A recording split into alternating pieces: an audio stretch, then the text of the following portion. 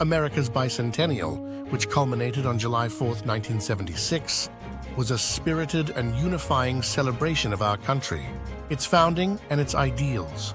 As we approach our nation's 250th anniversary, which will take place during the next presidency, America is now divided between two opposing forces: woke revolutionaries and those who believe in the ideals of the American Revolution.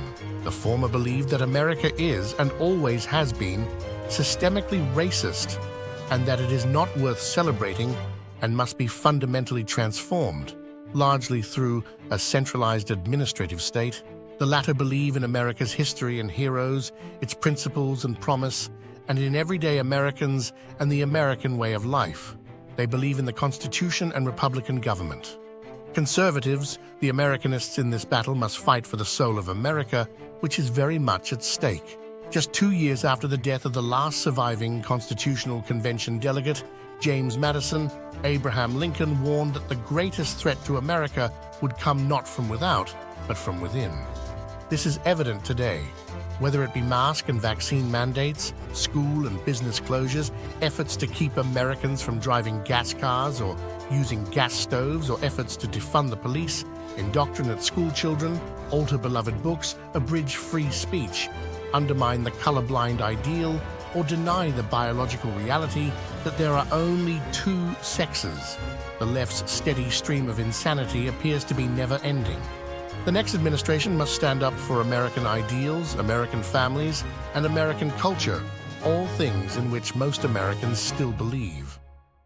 Highlighting this need, former director of the Office of Management and Budget Russ Vought writes in Chapter 2, "The modern conservative president's task is to mandate for leadership. The conservative promise limit, control, and direct the executive branch on behalf of the American people. At the core of this goal is the work of the White House and the central personnel agencies. Article 2 of the Constitution vests all federal executive power in a president made accountable to the citizenry through regular elections." Our founders wrote, "The executive power shall be vested in a president of the United States of America." Accordingly, Vought writes, "It is the president's agenda that should matter to the departments and agencies, not their own." Yet the federal bureaucracy has a mind of its own. Federal employees are often ideologically aligned, not with the majority of the American people, but with one another, posing a profound problem for Republican government, a government of, by, and for the people. As Donald Devine, Dennis Kirk, and Paul Dans write in Chapter 3, an autonomous bureaucracy has neither independent constitutional status nor separate moral legitimacy.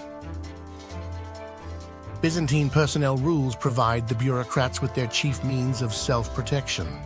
What's more, knowledge of such rules is used to thwart the president's appointees and agenda.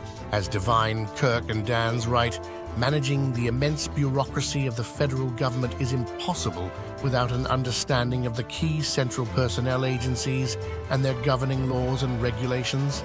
Many of these laws and regulations governing a largely underworked, overcompensated and unaccountable federal civilian workforce are so irrational that they would be comical in a less important context. This is true whether it comes to evaluating employees' performance or hiring new employees. Only in the federal government could an applicant in the hiring process be sent to the front of the line because of a history of drug addiction or alcoholism, or due to morbid obesity, irritable bowel syndrome, or a psychiatric disorder. The next administration should insist that the federal government's hiring, evaluation, retention, and compensation practices benefit taxpayers, rather than benefiting the lowest rung of the federal workforce. In order to carry out the president's desires, political appointees must be given the tools, knowledge, and support to overcome the federal government's obstructionist human resources departments. More fundamentally, the new administration must fill its ranks with political appointees. Devine, Kirk, and Dans observed that the Trump administration appointed fewer political appointees in its first few months in office than any other recent presidency. This left career employees in charge in many places. This can occur even after departments have been fully staffed with political appointees.